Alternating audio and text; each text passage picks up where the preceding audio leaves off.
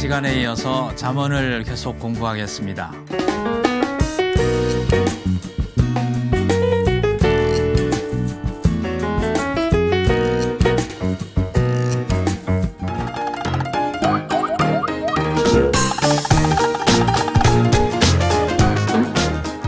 자, 잠언. 지혜라는 것이 핵심 주제가 된다고 말씀드렸는데요. 자연과 삶을 관찰해서 얻은 교훈을 젊은이들에게 전달해 주려는 것이다. 목표는 젊은이들의 인격 형성이다. 바른 인간이 되면 성공할 수 있는 거예요. 바른 인간이 되지 못하면 아무리 금수저도 천국 같은 조선반도라도 아무 소용이 없는 것입니다. 바른 인격에서 축복이 나온다. 바른 정신에서 형통이 나온다. 잠언이요, 침을 튀기면서 이것을 가르치려고 하고 있습니다. 그래서 지혜는 바로 다른 말로 바꾸면 의입니다. 의, 바른 생활, 바른 삶의 태도. 그런데 이 의를 추천하면서 보응의 원리라는 것을 잠언이 가르친다고 말씀드렸는데요. 보응의 원리란 말 자체에 오해가 있을 수 있기 때문에 조금 보충 설명을 하고 갈 필요가 있습니다. 보응의 원리 하니까 무슨 다른 종교에서 죄를 많이 지으면은 다음 생에서 무슨 짐승으로 태어나 그런 게 아니고, 잠언의 보응의 원리라고 부르는 retribution principle이라고 부르는, 제가 2장, 3장, 10장에서 또 14장에서 지난 시간에 몇 군데를 찾아 읽었습니다만 그것만 아니 굉장히 많습니다. 의로운 생활에 형통이 따르고 하나님의 축복이 따르고, 악한 생활에 또는 불의한 생활에 패망이 따른다. 여러분, 시편 1편을 지혜시라고 그러는데요. 잠언과 같은 지혜 사상을 전달하기 때문에 지혜시라고 그럽니다. 이 시편 1편의 제일 마지막 절 6절이 뭐라고 말씀합니까? 의인의 길은 여호와께서 인정하시나 악인의 길은 망하리로다. 전부 잠언적인 사상이에요. 그게 보응의 원리인데요. 바르게 살면 형통이 오고, 바르지 않게 살면 패망이 오고, 이게 보응의 원리라고 말씀드렸는데, 그러면 이런 오해를 할 수 있습니다. 그러면 우리 기독교란 것이 인간이 무엇을 투자해가지고 거기서부터 뭘 얻는 종교냐, 즉 말하자면 인본주의, 공적주의 종교냐, 이런 말이 나올 수 있습니다. 그런데 보응의 원리는 잠언 한 권이 잠언만 있는 게 아니고 구약성경 전체 안에 있는 거잖아요. 또 신구약성경 전체 안에 있는 거잖아요.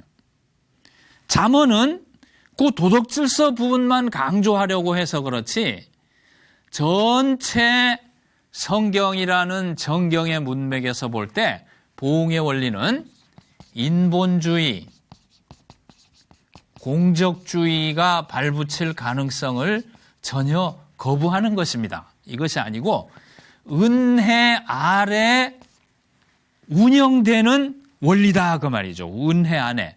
즉 무엇이냐면 하나님의 택함을 받고 언약 백성이 된 사람들이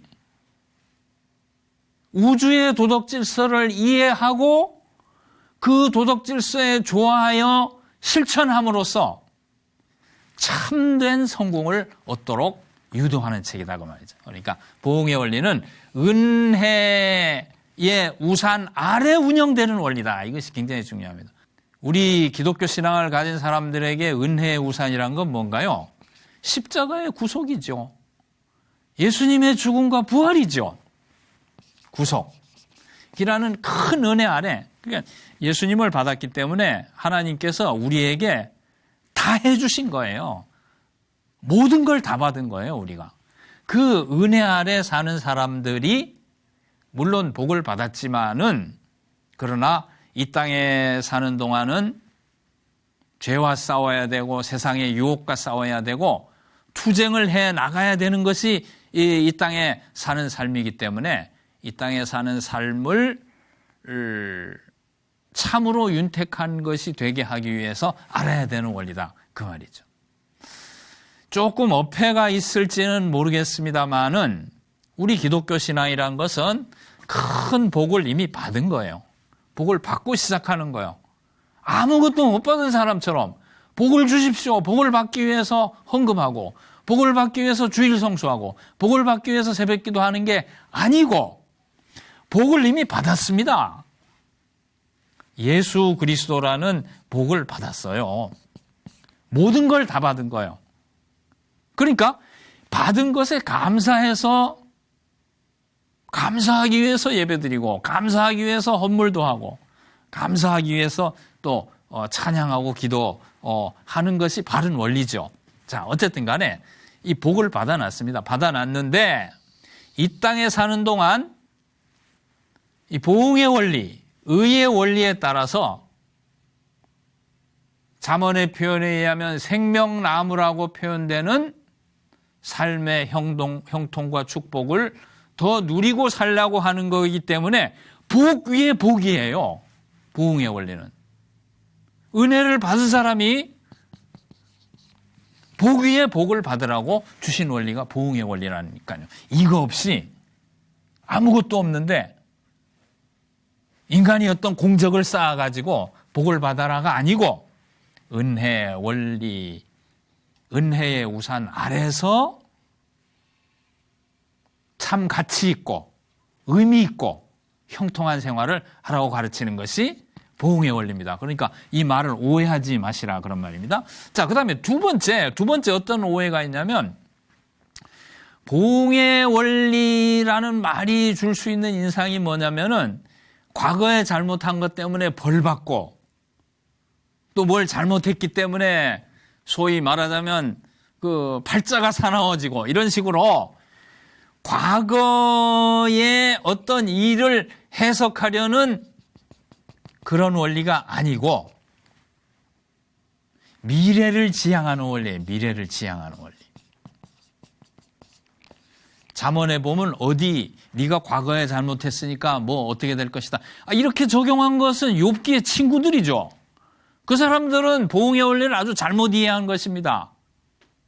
우리 종교 심성 속에는 어떤 어려운 일이 닥치면은 과거에 내가 뭘 잘못했기 때문이 아닐까 이렇게 인과응보적으로 생각하려는 경향이 있습니다. 그 함정은 절대로 이 보응의 원리란 이 법칙을 배우면서 그 함정에 빠져서는 안 되는 것입니다. 불의하게 살았을 때에 오지 않는 좋지 않은 결과를 말씀하실 때에도 잠언은 계속해서 미래를 지향하고 있어요. 내 아들아, 아들이 뭡니까? 젊은 사람, 학생, 청년을 말합니다. 미래를 지향해서 주어진 교육이 이 보응의 원리고 지혜입니다.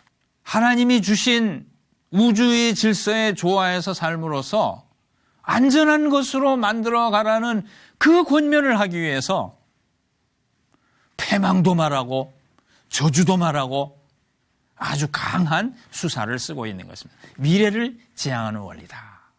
자, 그 다음에 세 번째 또 오해하지 않아야 될 것은 무엇인가 하면은 보응의 원리가 비인격적인 어떤 기복을 지향하는 게 아니고 어떤 기복을 지향하는 것이 아니고요.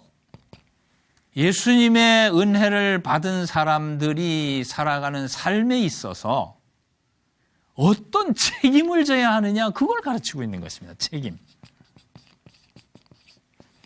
그러니까 보응의 원리는 내가 무엇을 해서 또 내가 무엇을 하지 못했기 때문에 또 어려운 일을 겪는다든지 또 무엇을 받기 위해서 한다든지 하는 그러한 원리가 아니고 은혜의 우산 아래 적용되면서 미래에 책임을 지는 태도를 이 땅에 사는 젊은이들이 우리 신자 한 사람이 갖춰가야 될 것을 가르치는 책인 것입니다. 얼마나 중요한지 모르겠어요. 그래서 보응에 대해 원리에 대해서는 오해가 없으시기를 바라고요. 자, 이번에는 이렇게 지혜란 무엇인가? 그리고 지혜가 가르치는 것은 이처럼 의와 보응의 원리인데 의와 보응의 원리는 어떤 의미인가 하는 것을 살펴보는데요. 이제는 잠언은 어떤 책인가, 어떻게 구성되어 있는가 간단히 잠언의 구조를 살피고 이 의롭게 사는 삶을 우리 개인에 있어서 또는 역사에 있어서 어떻게 구현해낼 것인가 함께 생각하도록 하겠습니다.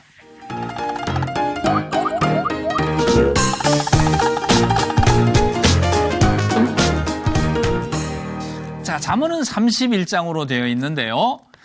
8개 부분으로 나눌 수 있습니다. 제가 간략하게 한번 적어보겠습니다. 첫째는 1장에서 9장, 이 덩어리가 아주 큽니다. 1장에서 9장.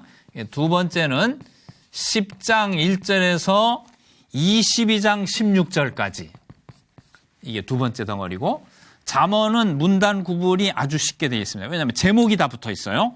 그러니까 아주 쉽게 되어 있는데요. 세 번째는 22장 17절에서 24장 22절까지 이렇게 되어 있고, 네 번째는 24장 23절에서 같은 24장 34절까지, 그리고 다섯 번째는 25장에서 29장. 이게 우선 큰 덩어리고요. 그 다음에 여섯 번째는 30장 전체, 일곱 번째는 31장 1절에서 9절, 그리고 여덟 번째는 31장 10절에서 31절, 이렇게 8부분으로 나눠져 있습니다. 근데 이 부분이 아주 특이합니다. 1장에서 9장, 1장에서 9장하고 10장 1절에서 22장 16절, 요거 두 개를 이해하면 사실은 잠언은 다 이해한 거예요. 앞부분이 중요합니다. 장르상, 여기에 나온 장르들이 계속 반복되기 때문에 그렇습니다. 자, 1장에서 9장은, 자, 여기를 먼저 볼까요? 10장에서 우리가 잠언 볼 때에 그냥 그 말이 그 말인 것처럼 이렇게 생각되지만은 10장에서 22장 사이는요, 하나씩 끊어져 있는 금언들로 돼 있어요. 하나씩 끊어져 있는 금언이라는 것은 무엇이냐면은 10장 1절이 하나의 메시지고, 그 다음에 10장 2절은 또 다른 메시지고, 10장 3절은 또 다른 금언, 다른 메시지고, 이게 하나씩 딱딱 끊어진다고 말이죠. 요건 그렇게 끊어지는 금언 375개로 되어 있습니다. 375개, 사실 솔로몬이란 그 히브리어의 알파벳 숫자를 더하면 375가 되는데, 그래서 솔로몬의 금언이라 하니까 거기에 맞춰서 375개를 수집하지 않았겠나 이렇게 생각하는 학자들이 있는데, 뭐 타당성이 없는 건 아닙니다. 어쨌든 이거는 하나씩 끊어지는 금언들입니다. 예를 들면 이런 것입니다. 발 없는 말이 천리를 간다. 1절, 2절. 구슬이 서말이라도 꿰어야 보배지. 2절. 그다음에 3절. 돌다리도 두드려보고 건너라. 뭐 이런 식으로 끊어진 금언들이라니까요. 1절 내용이 하나고 2절 내용이 하나고 이렇게 다 떨어진단 말이죠. 10장 1절 이렇게 되어 있습니다. 잠언 10장 1절. 지혜로운 아들은 아비를 기쁘게 하거니와 미련한 아들은 어미의 근심이니라. 끊어져요. 하나의 금언으로. 2절. 불의의 재물은 무익하여도 공의는 죽음에서 건지느니라. 끊어져요. 3절. 여호와께서 의인의 영혼은 줄이지 않게 하시나 악인의 소욕은 물리치시느니라.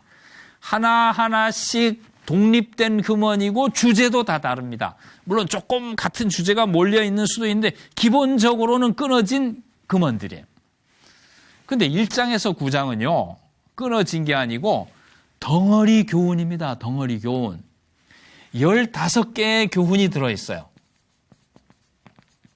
이건 375개의 금언들이 들어있는데 이건 15개의 금언. 그래서 이 어떤 한 주제를 가진 교훈들이 이렇게 덩어리로 배치되어 있는 것이 1장에서 9장입니다.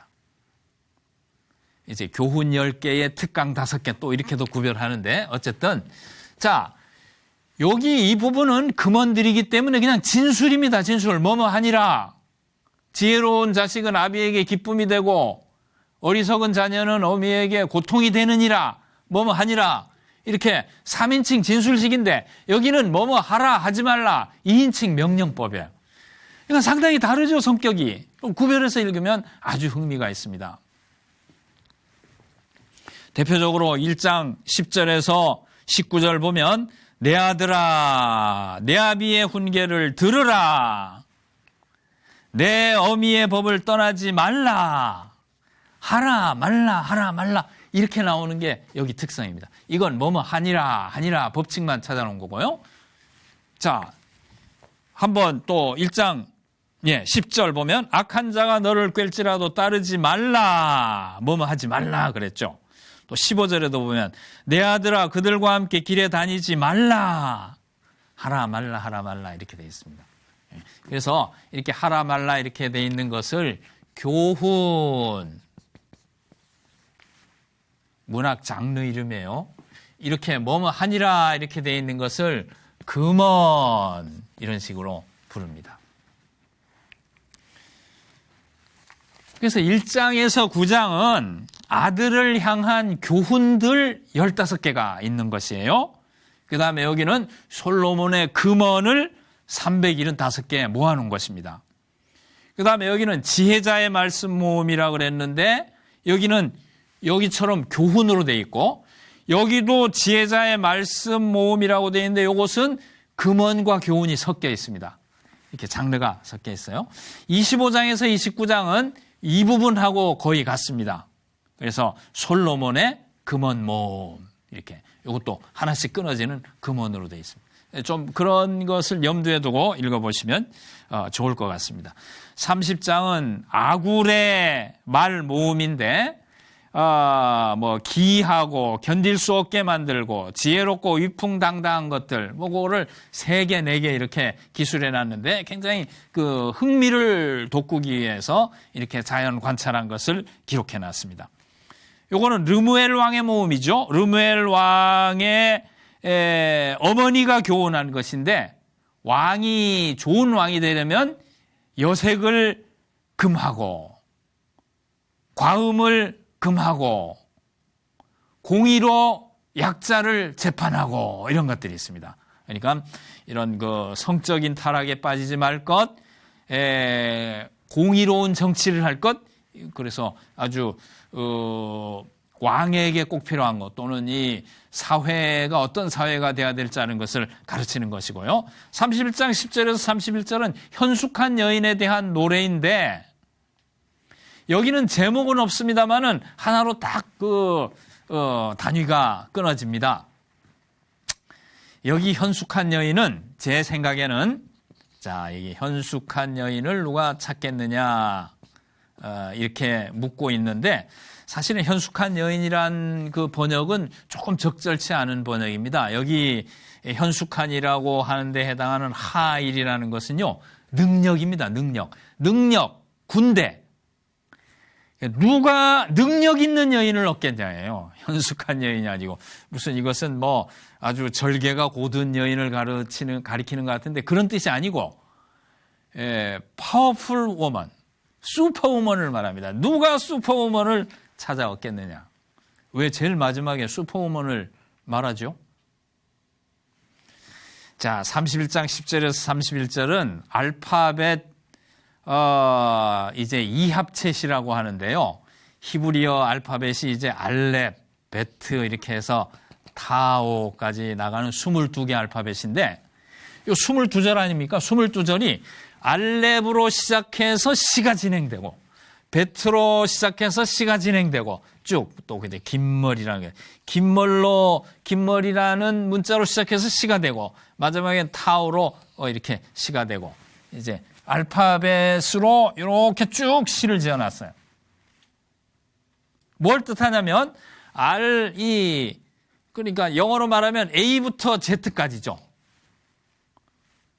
우리 그 훈민정음식으로 말하면 기역에서 히읗까지 이렇게 되겠는데 A부터 Z까지 쭉 이렇게 차곡차곡 쭉 시를 지었는데 이것은 뭘 뜻하냐면은 완전성을 말합니다. 완전성.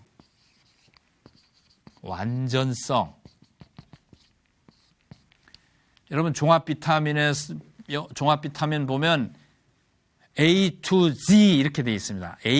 비타민 A부터 Z까지 다 있다. 종합 비타민 모두가 들어있는 비타민이라는 뜻이죠. 완전성. 그런데 알렙에서 타오까지 한 것도 완전성을 의미해요. 즉 무엇입니까?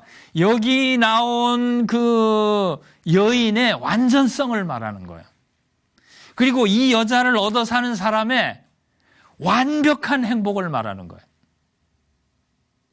잠언이 이렇게 재미있게 끝을 맺습니다.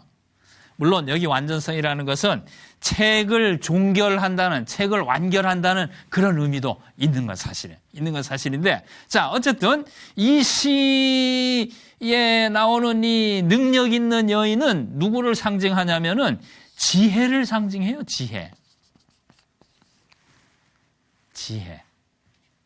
지혜가 히브리어로 여성 명사입니다만은 여성으로 묘사되고 있습니다. 여기 1장에서 9장 여기도 보면은 그 지혜가 부른다고 해서 1장 20절에도 나오고 8장 9장에 보면은 지혜가 아리따운 처녀, 아름다운 여성으로 나옵니다. 그래서 지혜 숙녀라고 부릅니다. 지혜 숙녀. 그 지혜가 여기는 능력 있는 여인으로 묘사되고 있어요. 영어로는 Lady Wisdom 이렇게도 부르고 Woman Wisdom 이렇게도 부르는데 어쨌든 지혜가 여기서는 마치 선지자처럼 그 어떤 처녀가 젊은이를 이렇게 연애하자 이렇게 젊은이에게 구원하는 처녀로 나오는데 여기는 어떻게 됐냐면은 젊은이가 그 처녀하고 결혼했어요. 결혼해가지고 여기 나오는 지혜는 유부녀예요.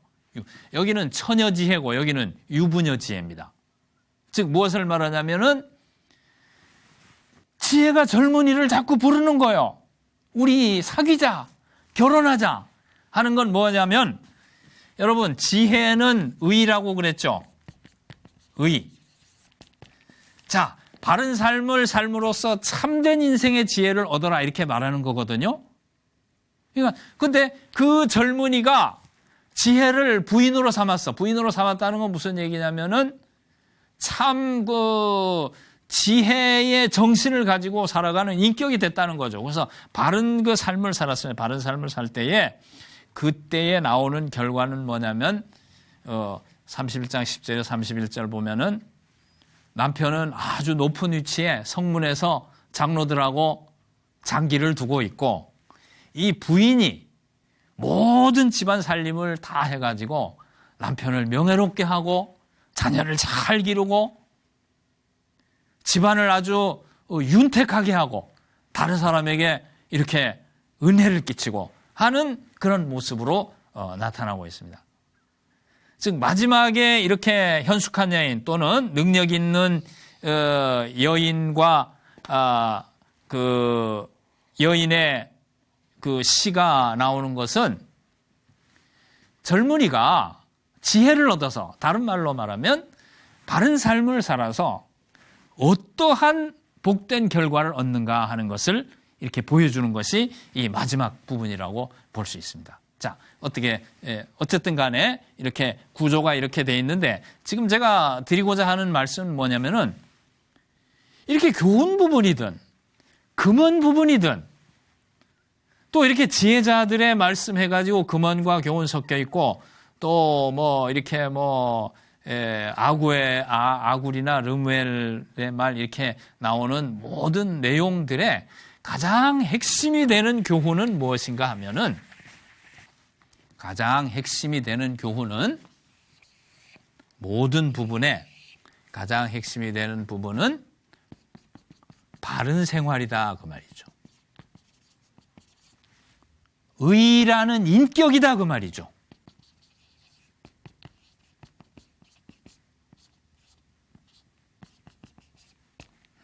이걸 갖춘 그런 사람을 만들려고 하는 것이다.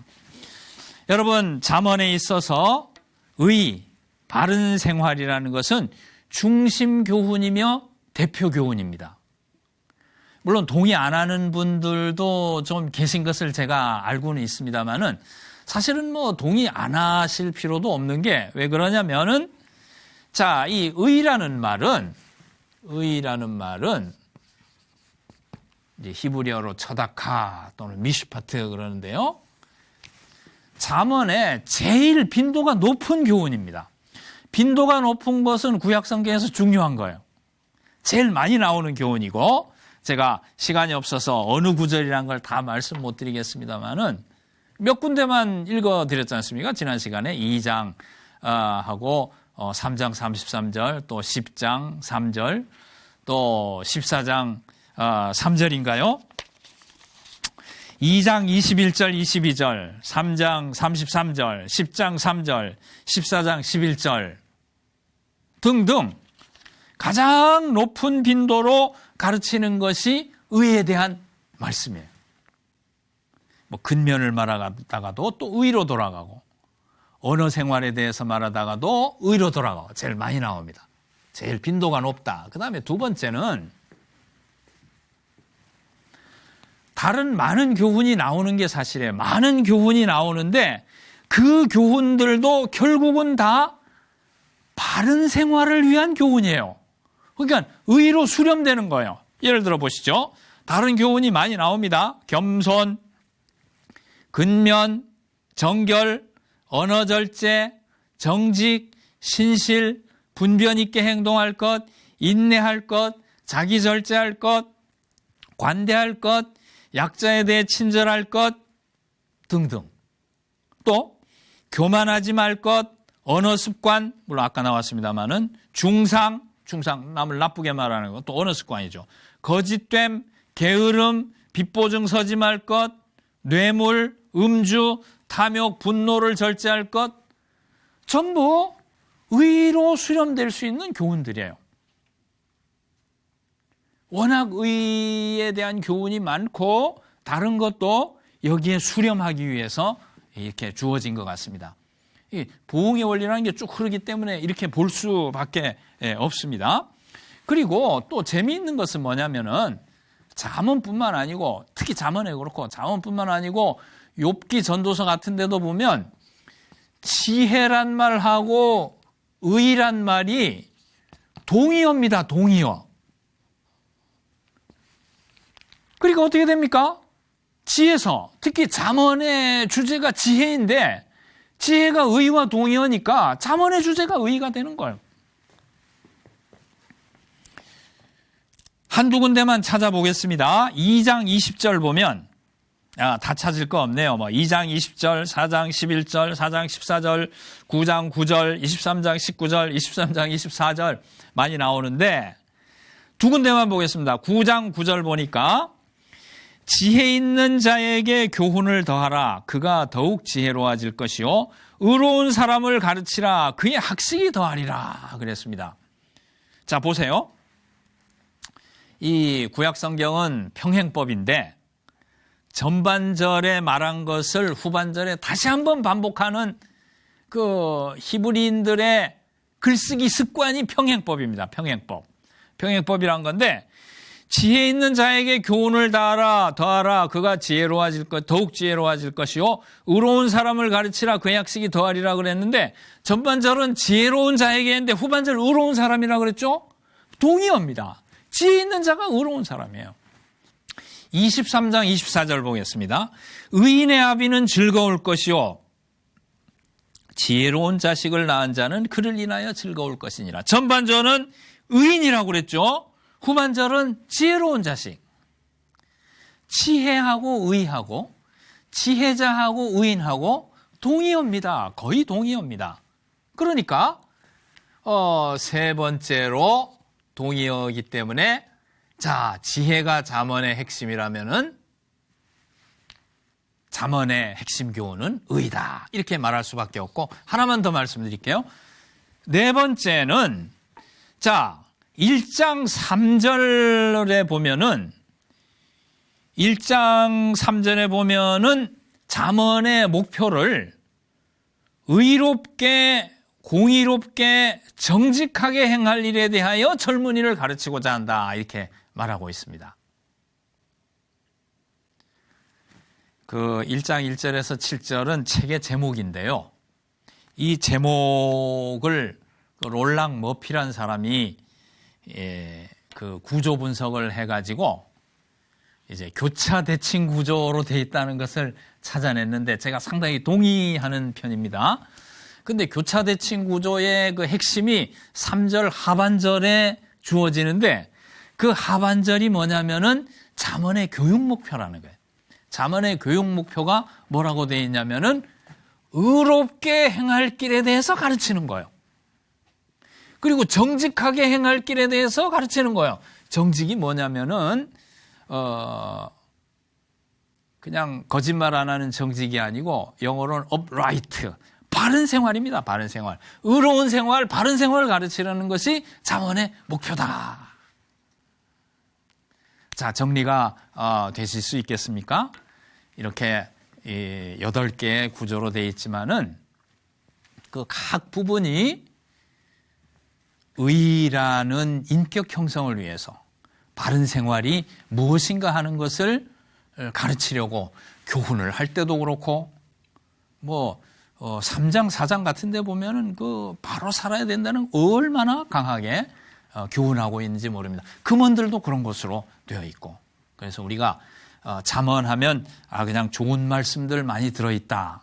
물론 개별 교훈, 근면이나 말을 주의할 것이라든지 대인관계에 주의해야 될 것들, 이렇게 지혜롭게 살아가야 될 하나하나의 교훈을 다 받는데 조금도 주저함이 없어서는 안 됩니다. 다 그것을 받되, 그러나 가장 기본적으로 흐르는 교훈은 지혜는 곧 의다.